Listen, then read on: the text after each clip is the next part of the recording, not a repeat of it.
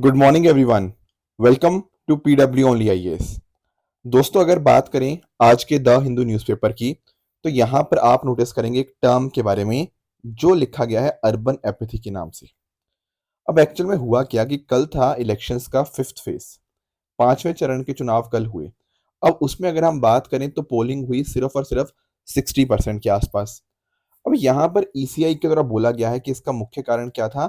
इसका मुख्य कारण है आपका अर्बन एपैथी। अब आप पूछेंगे सर ये क्या चीज होती है अर्बन एपैथी।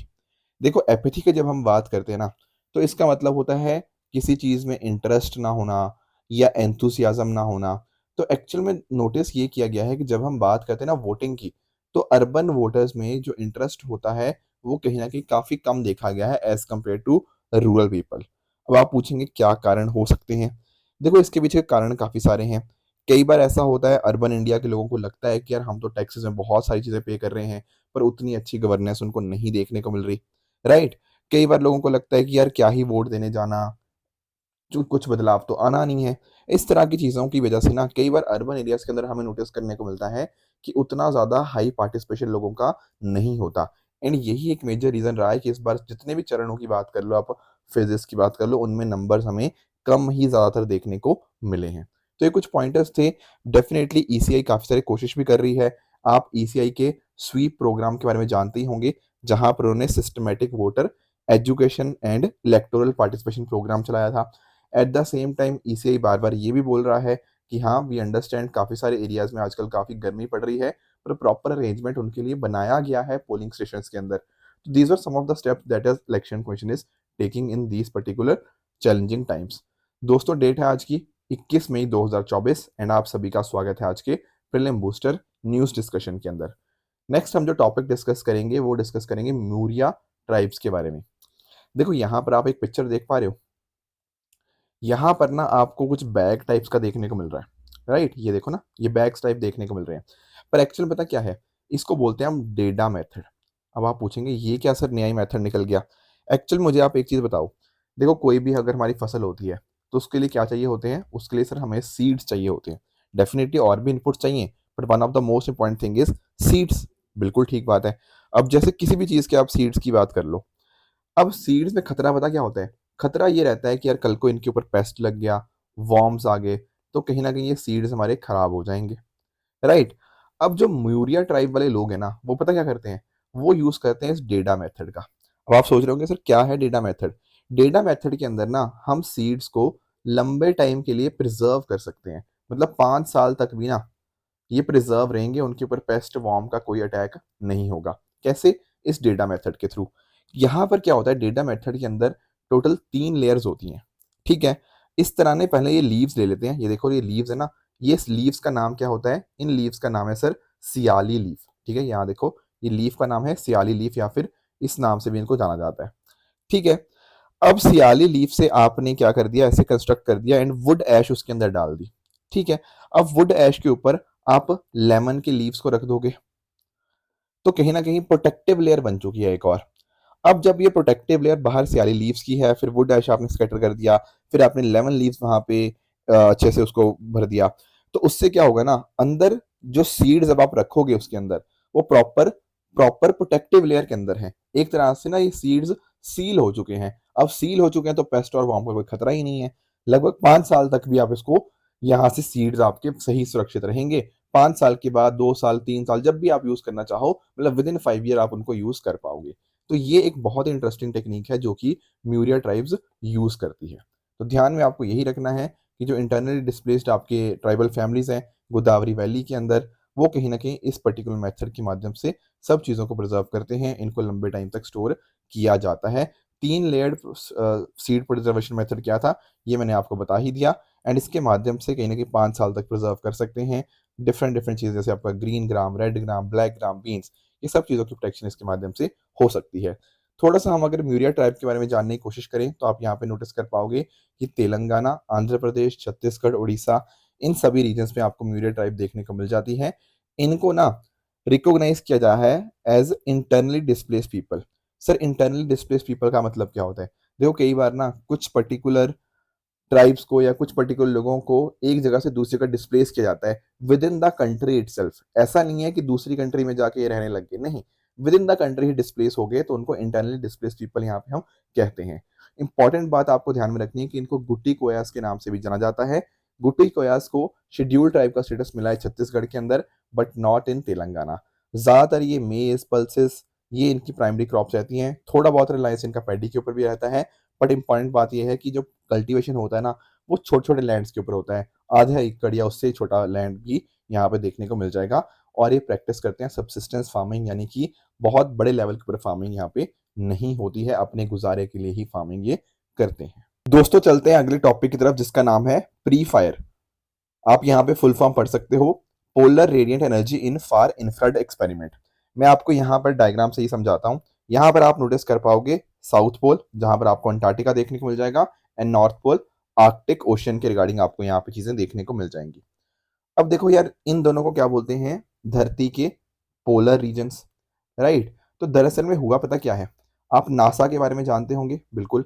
तो नासा ने ना एक यहाँ पर अपना नया पोलर मिशन लॉन्च किया है, जिसका नाम क्या है, प्री फायर के नाम से। तो आपको इतना तो पता लग गया कि यार नासा ने कुछ पोलर रीजन के रिगार्डिंग कुछ काम स्टार्ट किया है प्री फायर के नाम से। पर करना क्या चाह रहे हैं, देखो इस केस में वो अंटार्कटिक और आपका जो आर्कटिक ओशन है, इन दोनों को यहाँ पे स्टडी करने की बात है। सर स्टडी करके करेंगे क्या, देखो हम ना अपने क्लाइमेट की अंडरस्टैंडिंग को और मजबूत करेंगे। मैं आपको एग्जांपल से समझाता हूँ। देखो हम लोग तो बोलते रहते हैं कि यार धरती गर्म हो रही है, दुनिया गर्म हो रही है, ये बोलते रहते हैं।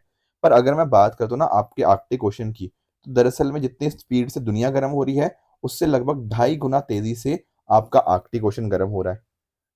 तो आप एक बार नोटिस करो यार, जब हम इन चीजों को समझेंगे ना कि क्या कारण है इसके पीछे का, हमारी क्लाइमेट के बारे में अंडरस्टैंडिंग और बेहतर होती रहेगी।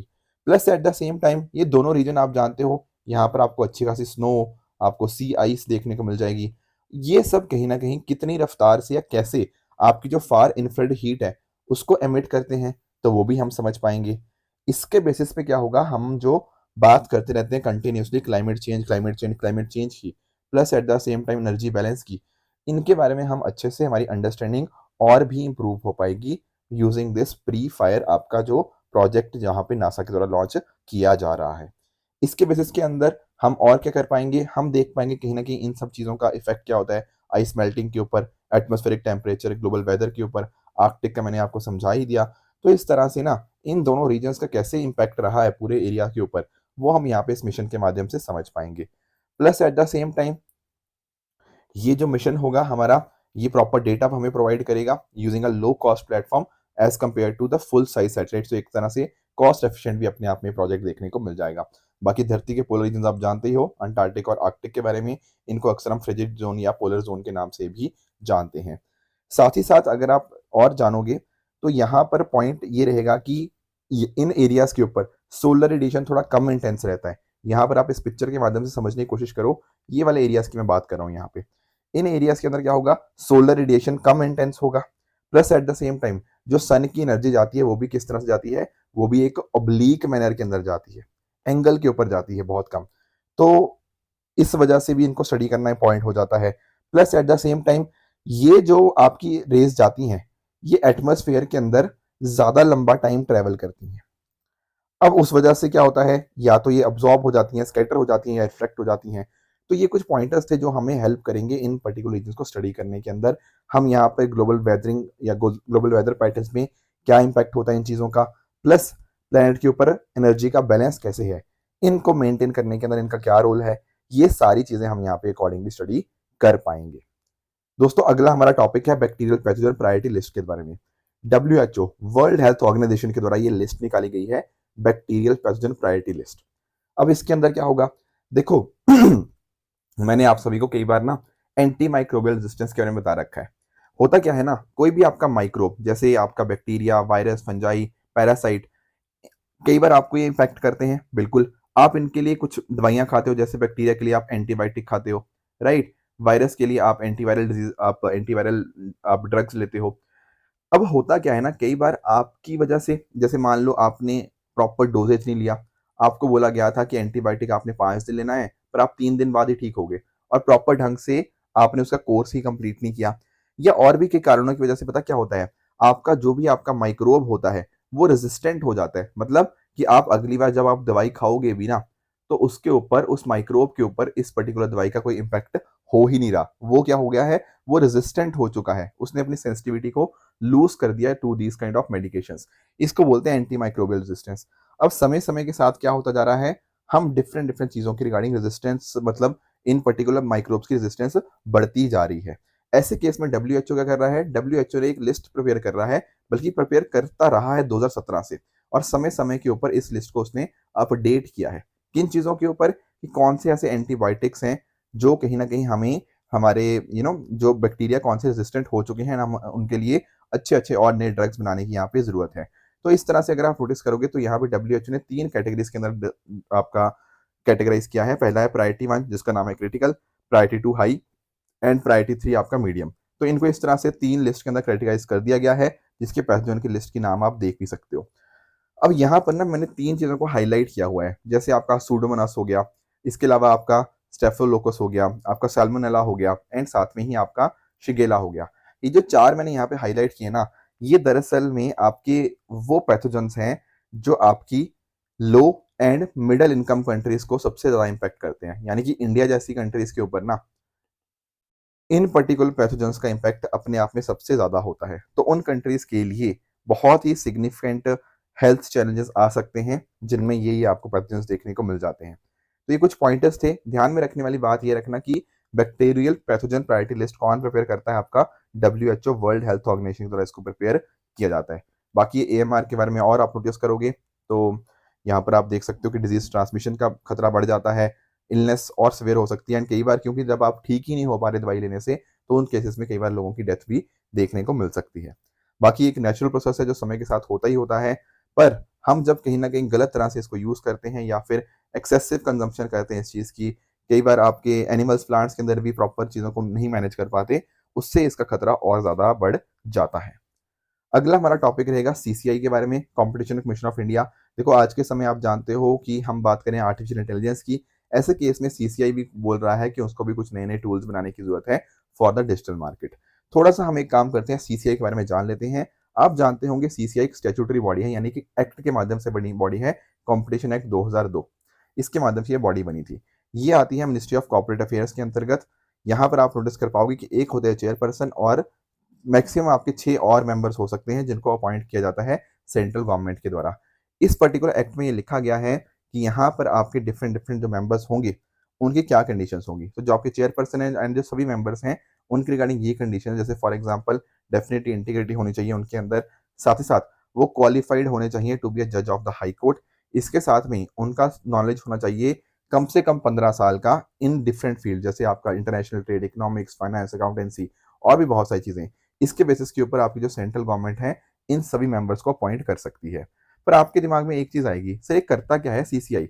देखो कई बार पता क्या होता है, कई बार होता ये है कि मान लो किसी का मर्जर हो रहा है या कुछ एक्विजिशन हो रहा है, एंड उस मर्जर या एक्विजिशन से ना कहीं उस पूरी मार्केट को बहुत नेगेटिव इंपैक्ट आ रहा है। मैं आपको एक एग्जांपल बता दूं, जैसे मान लो आपका एयरटेल हो गया और आपका जियो हो गया।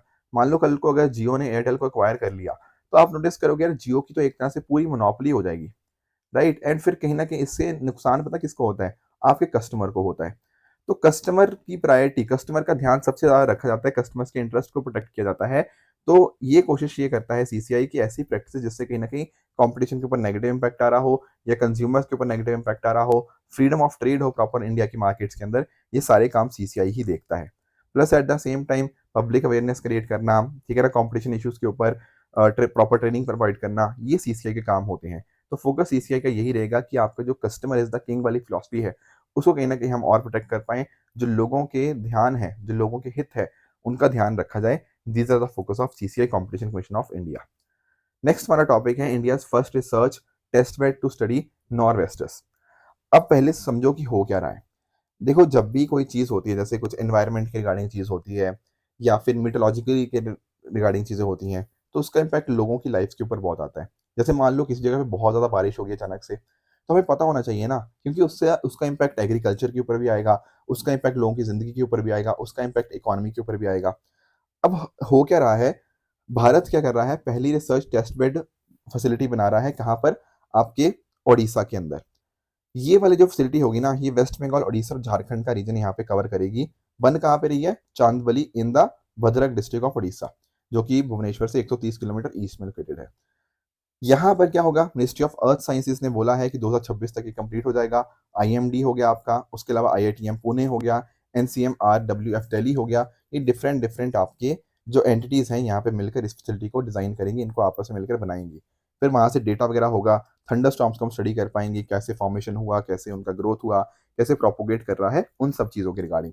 इंपॉर्टेंट बात पता क्या है? ये नॉर्थ वेस्टर्स को स्टडी करने के लिए अलग से एक रिसर्च टेस्टबेड बनाया जा रहा है। अब आपके दिमाग में आ गया, सर ये क्या चीज़ है नॉर्थ वेस्टर्स? देखो, आप लोगों ने काल बैसाखी के नाम से सुना होगा इस चीज़ को। ये जो होते हैं ना, ये स्टॉर्म्स कहीं ना कहीं बहुत बहुत ज़्यादा बारिश क्रिएट करते हैं। मैं आपको थोड़ा समझाने की कोशिश करता हूँ, यहाँ पर आप इस इमेज के माध्यम से समझना। होता क्या है ना, यहाँ पर अगर मैं बात करूँ, यहाँ से आपका ड्राई एयर मास आपको देखता हुआ आता हुआ देखने को मिल जाएगा।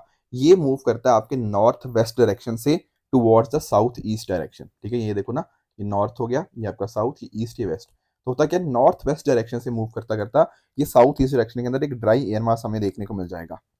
ठीक है, नॉर्मली यही डायरेक्शन इसकी रहती है। उसके अलावा एक आता है आपका मॉइस्ट एयर मास। ये कहाँ से मूव कर रहा है? ये साउथ से मूव कर रहा है towards the north, Bay of Bengal वाली साइड से।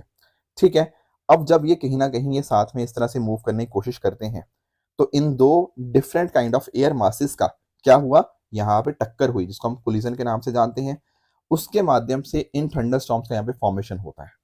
तो ये वाले रीजन की बात कर रहा हूँ, यहाँ पे आपका वेस्ट बंगाल हो गया, उड़ीसा के कुछ रीजन हो गया। तो ये कुछ आसपास की जो स्टेट्स है ना, यहाँ पर ये थंडर स्टॉर्म हमें फॉर्म होता हुआ देखने को मिल जाएगा, जिस वजह से बहुत बहुत ज़्यादा तेज बारिश हमें देखने को मिल जाती है। इसी को हम जानते हैं काल बैसाखी के नाम से। ठीक है ना? वेस्ट बंगाल के अंदर जनरली काल बैसाखी बोलते हैं, असम के अंदर बारोदोली चीरा के नाम से इसको जाना जाता है। राइट? तो बहुत हैवी लेवल के ऊपर थंडरस्टॉर्म देखने को मिल जाएंगे। ये ध्यान रखना, सिर्फ इंडिया ही नहीं बल्कि आसपास के कुछ रीजन जैसे आपका बांग्लादेश हो गया, भूटान हो गया, ठीक है ना, सदर्न नेपाल हो गया, वहां पर भी ये चीजें देखने को मिल जाएंगी। Plus at the same time यहाँ पर जैसे मैंने आपको बताया, बहुत एक्सट्रीमली सिवियर थंडरस्टॉर्म्स एंड आपकी स्क्वाली विंड। स्क्वाल का मतलब क्या होता है? अचानक से विंड स्पीड के अंदर इंक्रीज हो जाना, और ये कई मिनटों तक रहती है, ऐसा नहीं कुछ सेकंड्स के लिए होती है, नहीं, ये कुछ मिनटों तक यहाँ पे देखने को मिल जाती है। इंपॉर्टेंट बात ये है कि इसमें लाइटनिंग, थंडरस्टॉर्म, हेल स्टॉर्म्स होता है, पर आपकी जो प्री खरीफ क्रॉप्स है ना, उनके लिए बेनिफिशियल होता है। Very very important point. अब इसके हिसाब से अगर हम इन नॉर वेस्टर्स को स्टडी करेंगे, इन काल बैसाखी को स्टडी करेंगे, तो उससे हमें इन चीज़ों का पता लगता रहेगा। मैकेनिज्म तो मैंने आपको समझा दिया, कैसे कैसे आपका दोनों एयर मास यहाँ पे मिलते हैं एंड फिर इस तरह से थंडरस्टॉर्म डेवलप होते हैं। वो चीज़ तो आप समझ गए होंगे। तो इस तरह से ये 2 से 4 घंटे के लिए प्रिवेल करते हैं during the late afternoon hours. तो ये कुछ पॉइंटर्स थे जो आपको नॉर वेस्टर्स के बारे में जानने चाहिए थे। डिफरेंट डिफरेंट और भी लोकल स्टॉर्म्स होते हैं, जैसे लू आप जानते होंगे, नॉर्थ इंडिया के अंदर बहुत ज़्यादा आजकल लू चलती भी है दोपहर के समय। उसके अलावा मैंगो शार्क जो होते हैं, वो आपको केरला और कर्नाटका में देखने को मिल जाएंगे, जो कि प्री मानसूनी होते हैं, जो कि मैंगोस के राइपनिंग के अंदर मदद करते हैं। उसके अलावा केरला के अंदर ब्लॉसम शावर भी हमें देखने को मिल जाएगा। तो ये कुछ पॉइंटर्स थे लोकल स्टॉर्म्स के बारे में। तो व्हाट आई मीन टू से इज कि जो नॉर्थ वेस्टर्स हैं, काल बैसाख है, उसको स्टडी करने के लिए भारत की पहली रिसर्च टेस्ट बेड यहाँ पे एस्टेब्लिश करी जाएगी 2026 तक, ताकि इनको हम अच्छे से स्टडी कर पाएँ, इनका इम्पैक्ट क्या आता है, और कहीं न कहीं लोगों को अवेयरनेस क्रिएट कर पाएँ, कल को अलर्ट वगैरह देना होता है, ताकि प्रॉपर प्रिकॉशंस आ पाएँ, तो ये सारी चीज़ें इसके माध्यम से अब हो पाएँगी। दोस्तों, ये थी आज की डिस्कशन के कुछ पॉइंट्स। लास्ट टाइम जब मैं मतलब छुट्टी पे गया था, उससे पहले मैंने आपको हाइफा पोर्ट के बारे में क्वेश्चन पूछा था।